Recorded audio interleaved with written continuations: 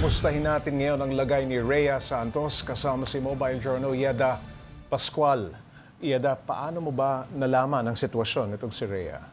Papsy, nakita natin yung panawagan ni Miss Love, yung na-interview nga natin ng kapatid ni Miss Rhea, siya Okay. kasi yung nag-post online na nanawagan nga ng tulong dahil talagang ang hirap na yung kanyang ate sa kanyang sitwasyon. Okay. Yeda, may connection ba itong dalawa niyang sakit dahil ba sa cervical cancer niya? Nadamay ang kanyang kidneys. Yes, Pops Ray, tama ka dyan. Connected siya, yun din yung paliwanag sa kanila ng doktor. Kasi ito, Pops Ray, si Miss Rhea na-diagnose siya ng cervical cancer February last year. Pagkatapos, yung kanyang doktor may pinrescribe na antibiotic at painkiller. Ito ang tumama sa kanyang kidney. Yes, pagkatapos, ito, Pops Ray, iniinom niya yon 3 times a day.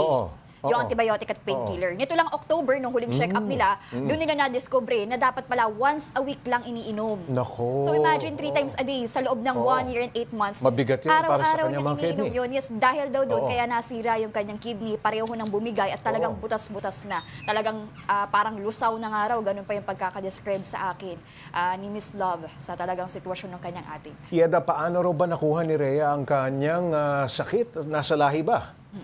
Pops Ray, yung sa cervical cancer, ang hindi daw na ipaliwanag sa kanila ng doktor kung saan ito nakuha. Pero ang pagkakaalam nila, aware naman sila na both sides ng parents is may cancer talaga, nasa lahi, kumbaga yung cancer. Samantalang yung kidney failure, ayun nga, nakuha nga dahil sa sobrang pag-inom ng antibiotic at ng painkiller. Yeda, kamusta si Rhea nung huli mong makausap ang kanyang kapatid? Option ako talagang hirap na hirap. Actually, yung interview namin, namumove yung time. Kasi talagang namimilipit nga sa sakit si Miss Rhea at andyan naman si Miss Love para syempre alagaan at tutukan yung kanyang ate. So ayun, kwento niya sa akin talagang grabe yung pinayat, talagang naninilaw na yung balat, at talagang pinapaarawan nila tuwing umaga. At ayun na nga, tuwing umiihi, dumudumi yung ate niya, talagang grabe daw yung pagdurugo. Yung kapatid lang ba ni Rhea ang nag-aalaga sa kanya? Actually, bukod sa kanyang mga kapatid, andyan naman yung kanyang ka-live-in. Pero ayun nga, walang trabaho sa ngayon. Kaya kahit paano natututukan siya. At andyan din yung mga anak niya, kahit na may sariling pamilya na, handa namang tumulong sa kanya. Yeda, ano ang plano ng pamilya ni Rhea? Paano siya mapapagamot? Ayun nga, Pops Ray, talagang hirap sila, kaya nananawagan din sila online.